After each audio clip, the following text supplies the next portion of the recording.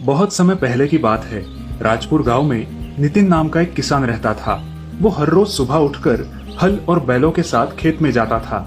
खेत को अच्छी तरह से जोतता और उसमें बीज बोता। खेतों में नितिन बहुत मेहनत करता था। उसकी मेहनत के कारण उसके खेत भी सोना उगलते थे। भरपूर फसल होने के कारण नितिन उसे बेचकर आराम से रहता था। नितिन का स्वभाव बहुत ही अच्छा था। वो अपने बैलों की भी बहुत सेवा करता था। बैलों को हर रोज हरी हरी घास खिलाता था, उन्हें हर रोज नहलाता और उनकी मालिश भी करता था। इससे नितिन के बैल खूब तंदुरुस्त हो गए थे। नितिन ने उनके गले में सुंदर सी घंटियां बांध दी थी। जब वे बैल चलते थे तो घंटियों की आवाज सुनकर नितिन को बहुत अच्छा लगता था। नितिन उसी तरह हल का भी बहुत ध्यान रखता था। रोज हल के ऊपर की धूल साफ करके उसे चमकाता था। तीज त्योहारों पर नितिन उनकी पूजा करता था। धीरे धीरे बैल को और हल को अपने ऊपर घमंड होने लगा।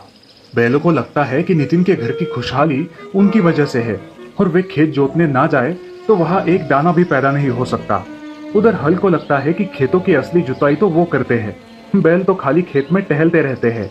एक दिन दोनों में बहस हो गई। बैलों ने कहा, खेत हम जोतते हैं, उसमें सारी मेहनत हमारी होती है, इसीलिए नितिन हमें अपने हाथों से खिलाता है। तभी हल ने अकड़ते हुए कहा, जी नहीं, धरती का सीना फाड़ कर ताजी मिट्टी बाहर हम निकालते हैं, इसीलिए असली जुताई हमारी हुई, तभी तो किसान हमारी पूजा करता है। दोनों में झगड़ा बढ़ गया तो दोनों फैसला करने नितिन के पास पहुंचे। नितिन दोनों को भी बराबर प्यार करता था। वो सोच में पड़ गया। बाद में नितिन ने सोचकर बैलों से कहा, तुम्हारा कहना सच है, तुम बहुत मेहनत करते हो। जाओ, आज पूरा खेत तुम जोताओ। ये सुनकर बैल खुशी से उछलते कूदते खेत पहुंच गए। वे पूरा दिन खेत में चलते रहे। शाम को नितिन ने आकर जब देखा तो खेत जरा सा भी जूता नहीं था। नितिन ने कुछ भी नहीं कहा और बैलों को लेकर चुपचाप घर लौट आया। अगले दिन नितिन हल को कंधे पर लाद कर खेत में पहुंचा। वहां उसने हल के नुकीले फल को जमीन के भीतर घुसा दिया और फिर नितिन बोला, तुम भी मेरे लिए बहुत मेहनत करते हो, आज ये पूरा खेत तुम जोत के आओ। हल को वही छोड़कर नितिन घर लौट आया। बैल खेतों में धीरे धीरे चलते थे, इसलिए ज्यादा जुताई नहीं हो पाती थी। आज हल को अपनी काबिलियत साबित करने का मौका मिला था। उसने सोचा, शाम होने से पहले ही ये पूरा खेत जोत डालता हूँ। नितिन के जाने के बाद हल ने खेत को जी भर के देखा और फिर उसे जोतने के लिए आगे बढ़ा। मगर ये क्या हुआ, हल तो अपनी जगह से टस से मस भी नहीं हो पाया। जिस खेत को वो दौड़ते हुए जोतता था, आज वो हिल भी नहीं पा रहा था।